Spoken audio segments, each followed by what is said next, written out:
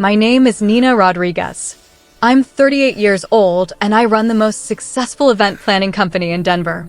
3 weeks ago, I woke up in a hospital bed unable to move or speak. But I could hear everything. Every whisper. Every lie. Every betrayal. And what I heard my husband and his mistress planning while standing over my dying body would change everything. This is my story and I need to tell it because what happened to me could happen to anyone. I need you to understand who I was before that hospital bed. Before the accident. Before I knew the truth about the man I'd been married to for 10 years. Trevor Banks. Even saying his name now makes my skin crawl. But back then I thought he was my partner. My best friend. The love of my life. We met 12 years ago at a charity gala I was planning. He was a financial advisor, charming, successful, good-looking. He pursued me hard. Flowers every week. Surprise weekend trips. Love notes. The whole romantic package. We got married after 2 years of dating. Big wedding at the Four Seasons. 300 guests. I planned every detail myself because that's what I do. I create perfect events. Our life together looked perfect from the outside. Beautiful house in Cherry Creek. 2 luxury cars. Annual trips to Europe. I built my event planning business from nothing into a company worth $2 million. Corporate events. Weddings. Galas. Politicians and celebrities hired me because I never made mistakes. I anticipated problems. I planned for every contingency. That skill would save my life. Trevor's financial advising career was doing well. He managed portfolios for wealthy clients. Made good money. But not as much as me. My business was more successful than his career, and looking back now I think that bothered him more than he ever let on. About 2 years ago, Trevor hired a new assistant at his firm. Vanessa Hill. 29 years old. Blonde. Beautiful. Ambitious. He talked about her constantly. Vanessa reorganized the filing system. Vanessa landed a new client.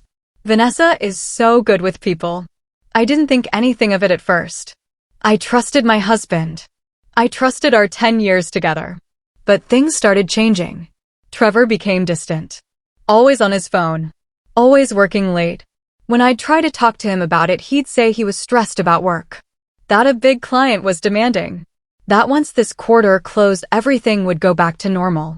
I wanted to believe him. So I ignored the signs. Then came November 8th. The day that destroyed my life and revealed the truth. I had a client meeting in Vail. A bride who wanted me to plan her destination wedding. It was a 2-hour drive through the mountains. I left Denver at 7 in the morning. The roads were clear. Weather was good. I'd driven that route dozens of times. I was on I-70 heading west doing about 60 miles per hour. The road started its steep descent into the mountains.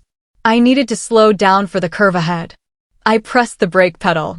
Nothing happened. I pressed harder. Still nothing. My brakes were completely gone.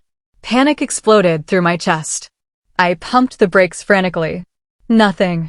Tried to downshift, but I was going too fast.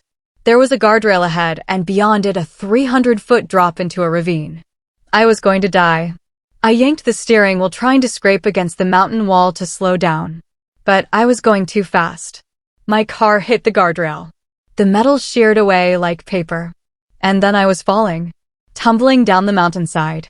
My car flipping end over end. Metal screaming. Glass shattering.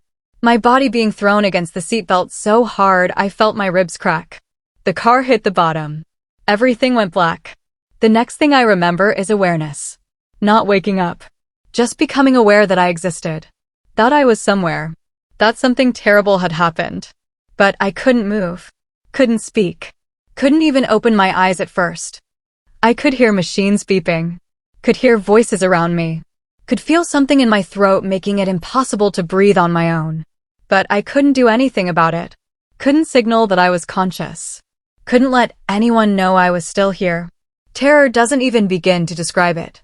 Imagine being fully conscious, but trapped inside a body that won't respond. Unable to scream. Unable to call for help. Unable to even blink. That's what locked-in syndrome is. Your mind is completely intact, but your body is a prison. I found out later from nurses talking around me that I'd been in a coma for 5 days after the accident. broken ribs, collapsed lung, severe head trauma, fractured spine, internal bleeding. They'd done emergency surgery to save my life. When I regained consciousness, the doctors thought I was in a vegetative state. They had no idea I could hear them. They discussed my prognosis standing right next to my bed. Minimal brain activity. Unlikely to recover. If she does wake up, severe disabilities. Quality of life severely compromised. Maybe long-term care facility. Maybe withdraw life support if family decides. And Trevor. Trevor played the devastated husband perfectly. The nurses would tell each other how dedicated he was. How he never left my side. How he held my hand and cried. What a loving husband. How heartbroken he seemed. It was on the 6th day that everything changed. I heard the door to my room open. Heard footsteps. 2 sets. Trevor's voice low and familiar. And then another voice. Female. Young. Soft. How is she? The woman asked. No change. Trevor said. His voice was flat. Not grieving. Just tired. I'm so sorry, baby. The woman said. This must be so hard for you. Baby. She called my husband baby. My heart monitor should have gone crazy, but I couldn't control even that. It is hard. Trevor said. But honestly, Van, part of me thinks it might be better this way. Vanessa. His assistant. She was here. In my hospital room. What do you mean? Vanessa asked. I mean, look at her. Trevor said. Even if she wakes up, the doctors said she'd have severe brain damage. She wouldn't be Nina anymore. She'd need constant care. It would be cruel to keep her alive like that. I wanted to scream. Wanted to thrash. Wanted to make him see that I was still here. Still me. Still alive and aware. But my body wouldn't respond. When do you think they'll let you decide about life support? Vanessa asked. Her voice was careful. Testing. The doctor said if there's no improvement in another week, they'll talk to me about options. Trevor said. They'll recommend long-term care, but I have medical power of attorney. I can decide to let her go peacefully. Let her go peacefully. He was talking about killing me. About pulling my plug. And Vanessa wasn't horrified. She was asking when. That must be such a burden. Vanessa said. Having to make that choice. It is. Trevor said. But I think Nina would want me to let her go if there was no hope. She wouldn't want to live like this. She'd want me to move on. To be happy. Tears were streaming down my face. I couldn't feel them, but later a nurse would mention my pillow was soaked. My body was crying even though I couldn't control it. You deserve to be happy. Vanessa whispered. You've been so strong through all of this. And then I heard it. The sound of them kissing. Right there. In my hospital room. While I lay paralyzed 5 feet away. They were kissing. I love you so much. Vanessa said when they broke apart. I know we have to wait, but I can't wait to be with you publicly. To not have to hide anymore. Soon. Trevor promised. Once everything is settled, we can be together. We can have the life we've been planning. Settled. That's what he called my death. Getting things settled. They stayed for another 15 minutes. Talking quietly. Trevor mentioned he needed to review my life insurance policy. Mentioned selling our house. Mentioned how much my event planning business was worth. They were planning their future. Built on my grave. After they left, I lay there in the darkness. Unable to move. Unable to process what I'd just learned. My husband of 10 years was having an affair. Was planning to pull my life support. Was discussing my assets like I was already dead. But the worst part. The part that kept circling through my mind. Was the question I couldn't stop asking. Was the accident really an accident? Or did Trevor do something to my car? Did he try to kill me? The next day they came back. This time earlier. A nurse had just finished checking my vitals and left us alone. Trevor and Vanessa thought they had privacy. Thought I couldn't hear them. Thought I was just a body in a bed. Did you talk to the insurance company? Vanessa asked. Yeah, Trevor said. The policy is $3 million. It pays out for accidental death. No problem there. $3 million. I didn't even know I had a policy that large. When had he taken that out? And the business? Vanessa asked. What happens to that? As her spouse, I inherit everything. Trevor explained. The business is worth about $2 million. The house is worth $1.8 million. Her retirement accounts have another $400,000. Altogether, we're looking at over $7 million. He said we. Like Vanessa had any right to my money. To the business I'd built. To the house I'd decorated. To my life. Oh my God, Trevor. Vanessa breathed. We'll be set for life. I know, Trevor said. And I could hear the smile in his voice. We can move to California like we planned. Buy that beach house in Malibu. You can quit your job. We can travel. Do whatever we want. When? Vanessa asked. When can we do all of this? The lawyer said once she's declared dead or I withdraw life support, the insurance pays out in about 30 days. Trevor said. The business will take longer to sell, but I can start the process immediately. I've been looking at houses in Malibu. Vanessa said. There's this incredible place right on the beach. 5 bedrooms. Infinity pool. Ocean views. It's $4.5 million, but with the insurance money we can afford it. Send me the listing. Trevor said. We'll fly out next month and look at it. Next month. While my body was still warm. While my business partners were still grieving. While my parents were still planning my funeral. He was planning to buy a beach house with his mistress. What about her things? Vanessa asked. Her clothes and jewelry. Keep whatever you want. Trevor said. Donate the rest. Her jewelry alone is probably worth $200,000. It's all yours. My jewelry. The pieces my grandmother had given me. The anniversary gifts. The heirlooms. He was giving them to his mistress like they were nothing. And then Vanessa asked the question that confirmed my darkest fear. Did you really cut the brake lines? Vanessa said. Her voice was quiet. Almost admiring. Or was the accident just lucky timing? The room went silent except for the beeping of machines. My mind was screaming.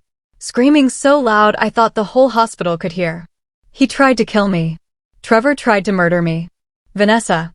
Trevor's voice was sharp. Warning. We shouldn't talk about that here. Why not? Vanessa said. She can't hear us. The doctors said she's basically brain dead. There's nobody else in the room. I know, but still. Trevor said. We need to be careful. Come on. Vanessa's voice turned playful. Seductive. You can tell me. I've been dying to know. Did you actually do it, or did you just get lucky? There was a long pause. So long I thought maybe he wouldn't answer. And then Trevor spoke and his voice was cold. Dead. Nothing like the man I thought I knew. Yeah, he said. I did it. 2 nights before her drive to Vail, I went out to the garage at 3 in the morning. Cut the brake lines about 70% through. Enough that they'd fail under pressure, but not immediately. I knew she'd be driving mountain roads. Knew she'd need to brake hard on those descents. It was supposed to look like an accident caused by mechanical failure. Oh my God. Vanessa breathed. You actually did it. Trevor, you're brilliant. It was risky. Trevor admitted.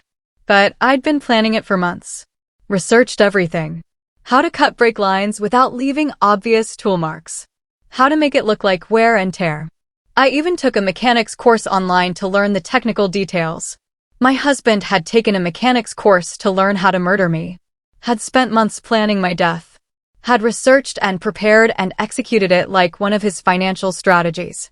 Cold. Calculated. Methodical. And the insurance policy. Vanessa said. When did you increase that? 6 months ago. Trevor said. I forged her signature on the paperwork. She never checks that stuff. Too busy with her precious business. The increase went from 1 million to 3 million. I told the insurance agent we were planning to have kids and wanted more coverage. They didn't question it at all. 6 months. He'd been planning this for at least 6 months. Maybe longer. How long had he wanted me dead? How long had I been sleeping next to a man who was plotting my murder? You're so smart. Vanessa said. I could hear her moving closer to him. And once she's gone, we can finally be together for real. No more sneaking around. No more pretending. I can't wait. Trevor said. I'm so tired of playing the devoted husband. Tired of pretending to care. You're everything she never was, Van. Young. Beautiful. Fun. Nina became so boring. Always working. Always stressed about her clients. Always too tired for sex. You make me feel alive again. The cruelty of those words. I'd been working 70-hour weeks to build a business that was now going to fund his new life with his mistress. I'd been stressed because I was supporting both of us when his career hit rough patches. I'd been too tired because I was doing everything while he was sleeping with Vanessa. When are you going to talk to the doctors about pulling the plug? Vanessa asked. End of this week. Trevor said. I'll tell them I've thought about it carefully, and I don't think Nina would want to live like this. I'll cry a little. Play the heartbroken husband who's making the hardest decision of his life. They'll respect my choice. Then it's just a matter of waiting for her to die. He was planning my execution. Scheduling it like a business meeting. End of this week. I had 4 days to live unless something changed. They kissed again. I could hear the wet sounds of it. Could hear Vanessa's little moans. Could hear Trevor's hands on her body. In my hospital room. While I lay dying. While he was plotting to kill me. After they left, I was alone with my thoughts and my rage. Trapped. Helpless. Screaming inside a body that wouldn't respond. I tried everything. Tried to move my fingers. Tried to blink. Tried to make any sound at all. Nothing worked. I was completely paralyzed. Hours passed. Nurses came and went. Checked my vitals. Adjusted my talked about me like I wasn't there. Still no signs of consciousness. Poor thing. Her husband seems so devoted though. Some people just never wake up. It was around 8 that night when everything changed. A different nurse came in. Older woman. Maybe 55. She moved around my bed, efficiently checking monitors, adjusting my position. Then she stopped. I felt her hand on my wrist, checking my pulse manually even though the machines were monitoring it. That's strange. She said out loud. Your heart rate spiked earlier today. Twice. Both times when your husband was visiting. And there's tears on your face. Fresh ones. She was silent for a moment. Then I felt her lean closer. Can you hear me, honey? Her voice was soft. Kind. My name is Patricia. Pat. I'm going to run some tests, okay? If you can hear me if you're in there, I'm going to figure it out. Hope surged through me, so powerful it was almost painful. This nurse. Patricia. She was paying attention. She'd noticed something the others had missed. I'm going to touch your hand. Pat said. If you can feel it, try to squeeze my fingers. Even a little. Any movement at all. I felt her fingers wrap around mine. I concentrated with everything I had. Every ounce of will. Every particle of energy.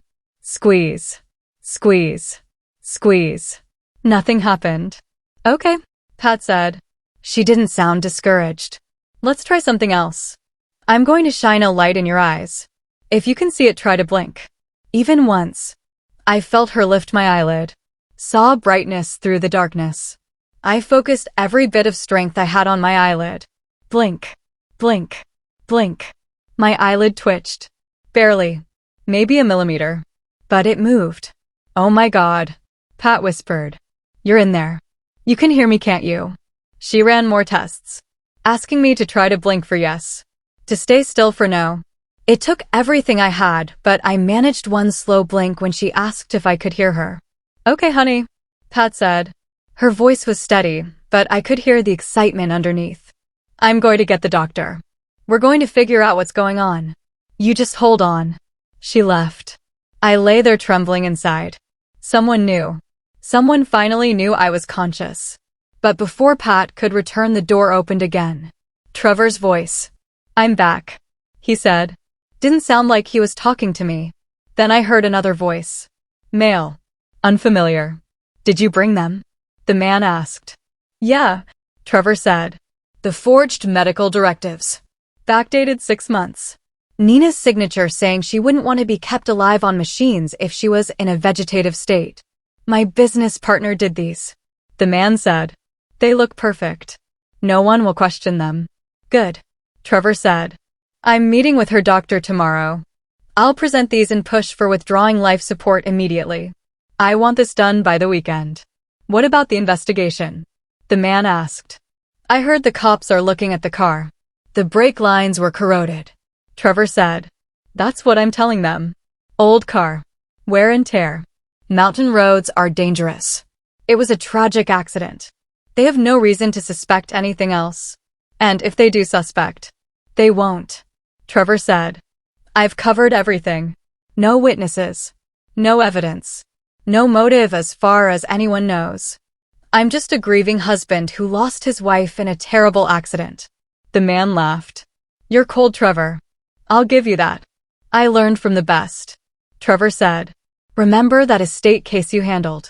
The old lady who fell down the stairs. Different situation. The man said. But yeah, sometimes accidents are convenient.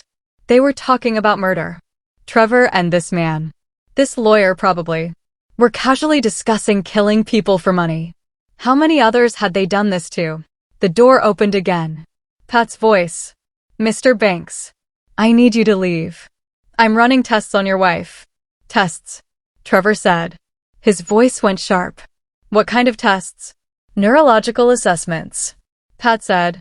There's been some unusual activity in her vitals that warrants investigation. The doctors already said she's vegetative. Trevor said. What's the point of more tests? The point is making sure we've done everything possible. Pat said. Her voice was firm. Professional. Now please leave. You can come back during regular visiting hours tomorrow. Fine. Trevor said. But I want to talk to her doctor first thing in the morning. After Trevor and the man left, Pat returned with another person. Male voice. Older. This is Dr. Morrison. Pat said. He's a neurologist. I told him about the heart rate spikes and the possible eye movement. Let's see what we have here. Dr. Morrison said. He ran a series of tests. Shining lights. Touching different parts of my body. Asking questions. Nina, if you can hear me, blink once. I concentrated. Focused everything. My eyelid moved. One slow blink. Good. Dr. Morrison said. Blink twice if you cannot hear me. I stayed still. Excellent. He said. Nina, I believe you have what's called locked-in syndrome. You're fully conscious, but almost completely paralyzed. We're going to help you. But first I need to know. Are you in danger? I blinked once. Yes. Is someone trying to hurt you? One blink. Yes. Is it your husband? One blink. Yes. Dr. Morrison and Pat exchanged looks. We need to call the police. Pat said. Right now. Agreed. Dr. Morrison said. But we need to be careful. If Trevor suspects we know something, he might try to move up his timeline. What do we do? Pat asked. We protect her. Dr. Morrison said. Around-the-clock monitoring. No visitors without staff present. And we document everything. Every conversation. Every attempt to access her medical records. We build a case. Pat leaned close to me. Nina, honey. We're going to save you. But you need to hold on. Can you do that? I blinked once. Yes. Because if Trevor finds out you're conscious, Pat said quietly, he'll try to finish what he started. Dr. Morrison called Detective Sarah Brooks at 9 that night. She arrived at the hospital within 30 minutes. I heard her badge click as she showed it to the staff. Heard her low voice conferring with Dr. Morrison and Pat outside my room. Then she came in. Mrs. Banks. Detective Brooks said. Her voice was professional but kind. I'm Detective Sarah Brooks with Denver PD. Dr. Morrison and Nurse Chin told me about your situation. I'm going to ask you some yes or no questions. One blink for yes. Two blinks for no. Understand. One blink. Did your husband Trevor Banks sabotage your vehicle? One blink. Did he cut your brake lines? One blink. Did he do this to collect life insurance money? One blink. Is he planning to withdraw your life support? One blink. Detective Brooks was silent for a moment. Okay, she said. We're going to stop him. But I need evidence. Dr. Morrison said your husband visits regularly. Is he saying incriminating things when he thinks you can't hear? One blink. Pat stepped forward. I can hide a recording device in the room. She said. Get everything on tape. Do it. Detective Brooks said. But be careful. If he suspects anything, he might accelerate his plans or run. They set up a tiny recording device inside the tissue box on my bedside table. Positioned it perfectly to catch conversations near my bed. Then we waited. Trevor came the next morning at 8. I heard his footsteps. Heard him close the door. He was alone this time. "Nina," he said. His voice was soft, loving. The performance he put on for the cameras in the hallway. "I talked to Dr. Morrison this morning. He mentioned they're running some new tests on you. More neurological assessments. I told him I think it's pointless. You're not coming back, baby. I can see it." He paused. I could hear him moving closer to the bed. "I met with our lawyer yesterday," he said quietly, dropping the loving husband act now that he thought we were alone. "Got the forged medical directives. Your signature saying you wouldn't want to live like this. I'm presenting them to the hospital ethics board tomorrow. By the weekend you'll be off life support." His hand touched my arm. Cold. Clinical. "I need you to die, Nina," he said. The words were matter of fact. No emotion. Like he was discussing a business transaction. The insurance money. The business. The house. "It's all mine once you're gone. Vanessa and I are leaving for Malibu next month. Starting our new life." He leaned closer. I could smell his cologne. The same cologne I'd bought him for Christmas. "You know what's funny?" Trevor said. "I almost loved you once. Back in the beginning. But you became so tedious. So focused on work. So boring. Vanessa makes me feel young again. Alive. You were just in the way." The recording device was capturing every word. Every cold confession. Every piece of evidence we needed. "I should have divorced you," Trevor continued. "But this way is so much cleaner. No splitting assets. No alimony. No arguments. Just a tragic accident and a grieving widower. I'm actually a genius when you think about it." The door opened. Trevor's voice changed instantly. "Oh, Dr. Morrison," Trevor said, his voice warm and concerned now. "I was just talking to Nina, telling her how much I love her." "Mr. Banks," Dr. Morrison said. His voice was cold. "I need to discuss your wife's test results." "Of course," Trevor said. "Is there any change?" "Actually, yes," Dr. Morrison said. "We've discovered that your wife has locked-in syndrome. She's fully conscious. Can hear everything. Just can't move or speak." The silence was deafening. I could feel Trevor's shock radiating off him. Trevor started. "That's wonderful news." His voice was strangled, trying to sound happy. "So she's been aware this whole time?" "Yes," Dr. Morrison said. "Which means she's heard every conversation that's happened in this room. Every word spoken to her or around her." "I see," Trevor said. I could hear the panic underneath. "Well, that's amazing. I'm so relieved." "There's something else," Dr. Morrison said. "The police have been investigating your wife's accident. The brake lines on her vehicle were tampered with. Cut deliberately. This wasn't an accident, Mr. Banks. This was attempted murder." "What?" Trevor's voice went high. Shocked. "That's impossible. Who would want to hurt Nina?" "That's what we're trying to determine," Dr. Morrison said. "Detective Brooks would like to speak with you. She's right outside." Detective Brooks entered. "Mr. Banks," she said, "I have some questions about your wife's vehicle. When was the last time you were in her car?" "I don't know," Trevor said. "Maybe a week before the accident. I borrowed it when mine was in the shop." "Did you notice anything wrong with the brakes?" "No. Nothing." "Where were you the night before your wife's accident?" Detective Brooks asked. "Home," Trevor said. "Asleep. Nina can verify that." "Actually, she can't," Detective Brooks said. "Because we've developed a way to communicate with her. And she's told us some very interesting things." I felt Trevor stiffen beside the bed. "What things?" he asked. "That you cut her brake lines," Detective Brooks said. "That you've been planning her murder for months. That you increased her life insurance policy without her knowledge. That you're having an affair with your assistant Vanessa Hill. That you've been planning to kill your wife to collect insurance money and be with your mistress." "This is insane," Trevor said. His voice rose. "Nina is confused. Brain damaged. You said yourself she has locked-in syndrome. She doesn't know what she's saying." "She knows exactly what she's saying," Dr. Morrison said. "And we have recordings to corroborate her testimony." "Recordings?" Trevor's voice cracked. "From this room," Detective Brooks said. "We've recorded every conversation you've had here for the past 2 days. including this morning when you confessed to cutting the brake lines, when you said you needed your wife to die, when you discussed the forged medical directives. Trevor said nothing. I could hear his breathing. Fast. Panicked. Trevor Banks. Detective Brooks said, "You're under arrest for attempted murder. You have the right to remain silent." "No," Trevor shouted. "No, this is a setup. You can't prove anything. We have your confession on tape," Detective Brooks said. "We have forensic evidence from the vehicle. We have your wife's testimony via iBlinks verified by medical professionals. We have documentation of insurance fraud.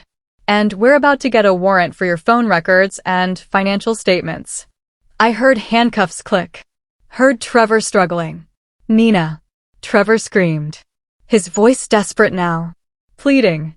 "Nina, please. I love you. I didn't mean any of it. I was confused. Stressed.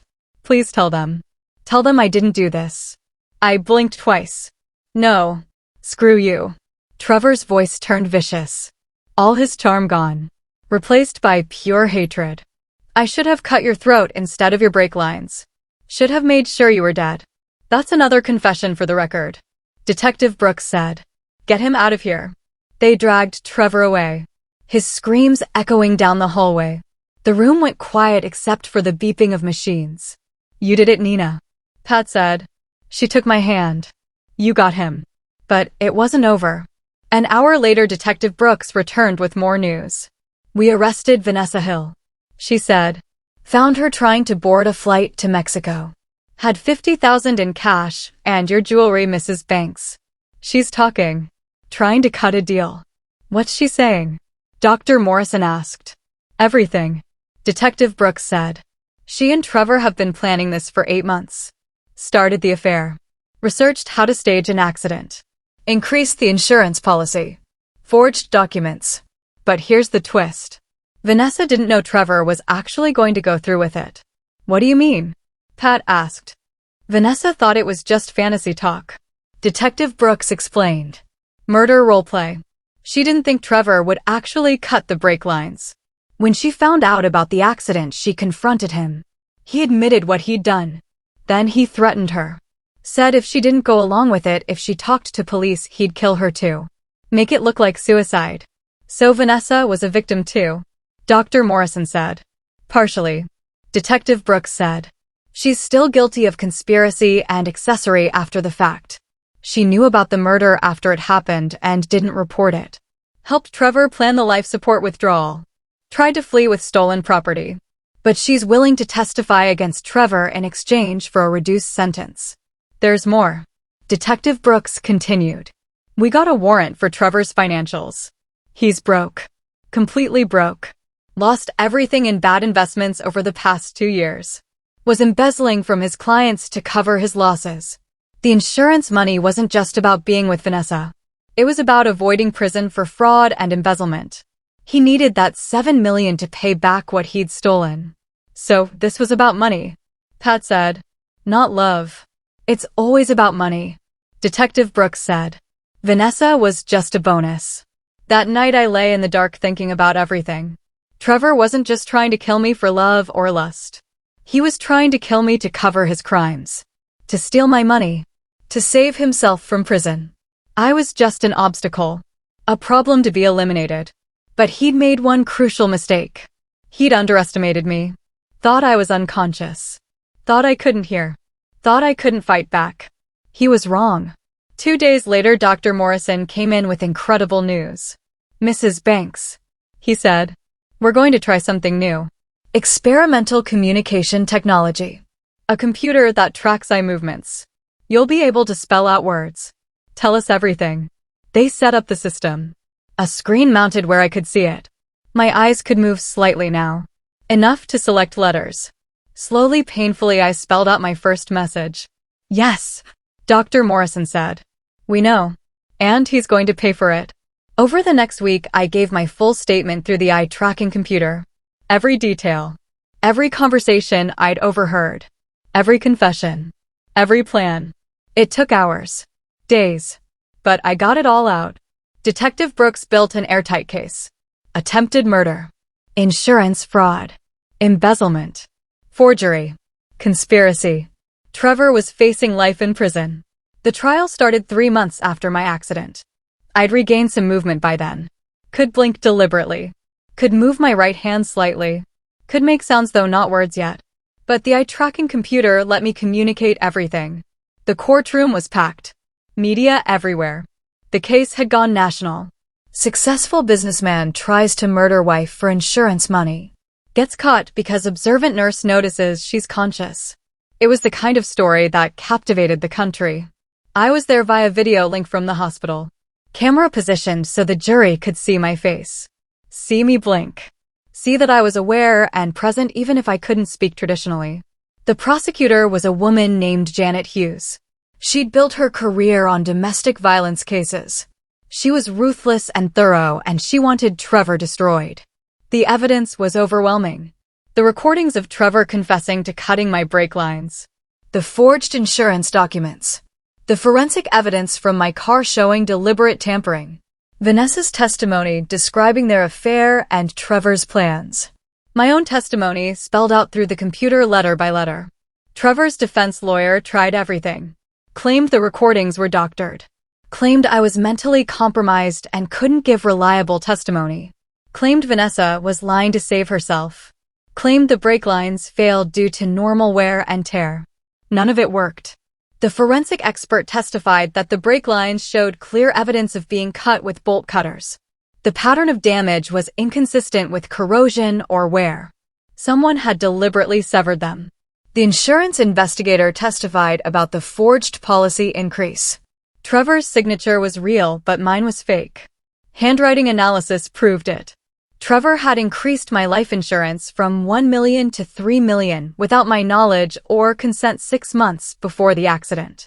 The financial investigator testified about Trevor's embezzlement. He'd stolen $1.2 million from his clients over 2 years. Had been using new investments to pay old ones. Classic Ponzi scheme. He was weeks away from being caught when I had my accident. Then Vanessa testified. She walked into the courtroom looking small and scared. Nothing like the confident woman I'd heard in my hospital room planning her future with my money. She told the jury everything. Meeting Trevor 2 years ago. The affair starting. Trevor complaining about me constantly. Saying I was boring. Saying he wanted out. Then about 6 months ago, Trevor started talking about what would happen if I died. How much money there was. How they could be together. At first I thought it was just fantasy. Vanessa said. Her voice was quiet. Like role-playing. But then he started getting specific. Talking about accidents. About insurance. About brake lines. I told him he was scaring me. He said he was just thinking out loud. Did you believe him? The prosecutor asked. I wanted to. Vanessa said. Tears running down her face. I wanted to believe he'd never actually do it. But then Nina had her accident and Trevor called me that same day. He was crying. He said the brakes failed just like we talked about. And I knew. He'd actually done it. Why didn't you go to the police? The prosecutor asked. Because I loved him. Vanessa sobbed. And because he threatened me. Said if I told anyone he'd kill me too. Make it look like suicide. I was terrified. The defense attorney tried to discredit her on cross-examination. Suggested she was making it all up. That she was the mastermind and Trevor was the victim. But Vanessa had receipts, text messages, emails, recordings of phone calls where Trevor discussed his plans. Then came the biggest twist. The one nobody saw coming. The prosecutor called a surprise witness. A man named Richard Cole. He was 56. Gray hair. Expensive suit. He walked to the stand looking nervous. Mr. Cole, the prosecutor said. How do you know the defendant? Trevor Banks is my half-brother. Richard said. Same father. Different mothers. Tell the jury about your family history. Our father was Gerald Banks. Richard said. He was a financial advisor like Trevor. Successful. Wealthy. Or so everyone thought. In 1995, our father's wife, his third wife, died in a car accident. Brake failure. She went off a mountain road in Colorado. The courtroom went silent. Even I hadn't known this. What happened after she died? The prosecutor asked. Our father collected $2 million in life insurance. Richard said. Paid off his debts. The police investigated but ruled it an accident. Faulty brakes. But I always wondered. My father had been having an affair. Was broke from bad investments. And then his wife conveniently died and he got rich. Did Trevor know about this? Yes, Richard said. Our father told him the whole story before he died in 2010. Told him exactly how he'd done it. How he'd cut the brake lines. How he'd made it look like an accident. How he'd gotten away with it. I was there. I heard him say it. Trevor asked questions. Took notes. I thought he was just curious about family history. I didn't know he was planning to do the same thing. The jury looked at Trevor with horror. This wasn't just attempted murder. This was a family tradition. A legacy of killing wives for money. The prosecutor played her final card. The recording from my hospital room. Trevor's voice filled the courtroom. I cut the brake lines about 70% through. Enough that they'd fail under pressure, but not immediately. I knew she'd be driving mountain roads. It was supposed to look like an accident. The jury deliberated for 3 hours. When they came back, the verdict was unanimous. Guilty. Guilty of attempted murder. Guilty of insurance fraud. Guilty of embezzlement. Guilty of conspiracy. Guilty on all counts. Trevor's face crumpled. He started crying. Begging. Saying he was sorry. That he'd made mistakes. That he still loved me. The judge was a woman in her 60s. She looked at Trevor with disgust. Mr. Banks, she said, you are a predator. You married your wife not for love, but for financial security. When that security was threatened by your own criminal behavior, you decided to murder her rather than face the consequences. You cut her brake lines. Sent her to what should have been her death. Then stood over her hospital bed planning her funeral while she lay paralyzed and aware, listening to every word. The judge paused. The only reason Nina Rodriguez is alive today is because of one observant nurse who noticed what everyone else missed. You failed to kill your wife, Mr. Banks. But you succeeded in destroying your own life. She sentenced him to life in prison without possibility of parole. Plus additional sentences for the fraud and embezzlement running consecutively. Trevor would die in prison. Vanessa got 12 years for conspiracy and accessory after the fact. She'd testify against Trevor and shown remorse. The judge was lenient. After the sentencing, Detective Brooks came to see me in the hospital. We found something else, she said. Trevor had a storage unit. Inside we found files. Plans for your murder going back 8 months. Different scenarios. Different methods. He'd researched poisons. Staged suicides. House fires. He'd settled on the car accident because it seemed cleanest. 8 months of planning my death. 8 months of living with a man who was calculating how to kill me. 8 months of sleeping next to my murderer. But we also found this. Detective Brooks held up a small notebook. Trevor's journal. He wrote about you. About how he realized he'd married the wrong woman. How he wanted Vanessa. How he needed money. And then he wrote this entry from 9 months ago. She read aloud. Talked to Dad's old partner today. He helped Dad with Mom's accident. Said he'd help me too for a cut. 20%. Worth it. Nina has to go. There was a partner. I spelled out on my computer. Someone helped him.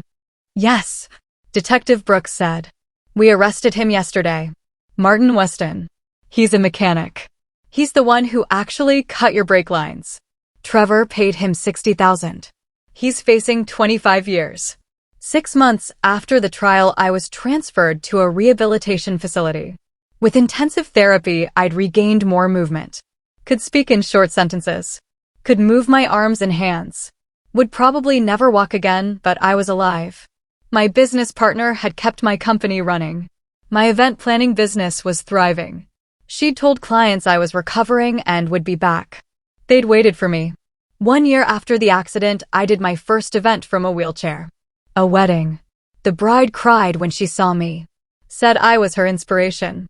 That if I could survive what I'd survived and still create beauty, she could handle wedding planning stress.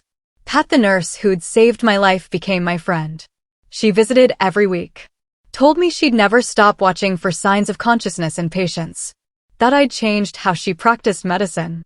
Trevor's appeals were denied. All of them. He sent me letters from prison. begging for forgiveness, saying he still loved me. I burned everyone without reading them. Vanessa got out after 8 years. I never saw her again. My parents moved to Denver to be near me. My sister quit her job to help with my care. I learned that family isn't just biology. It's who shows up when you're broken. Listen carefully because this could save your life. Financial abuse is often the first step toward murder. If your partner controls all money, makes financial decisions without you, takes out insurance policies you don't know about, changes beneficiaries, forges signatures, these are red flags. Trust medical professionals who seem concerned. Pat saved my life because she paid attention. She noticed what others missed. If a nurse or doctor seems worried about your safety, listen to them. Locked-in syndrome is real. Patients who appear unconscious may be fully aware. Never assume someone can't hear you. Never discuss things around a hospital bed you wouldn't want that person to know. If someone in your life is having an affair, spending money they don't have, acting desperate, or cornered, you may be in danger. Financial desperation leads to violence. Protect yourself legally. Keep separate accounts. Have your own lawyer. Document everything. And know this: the people who want you dead are often the people who promise to love you forever. Trust your instincts. If something feels wrong, it probably is. Your life is worth protecting. If this story opened your eyes, hit that subscribe button. Share it with someone who needs to hear it. Drop your country in the comments. This message could save a life.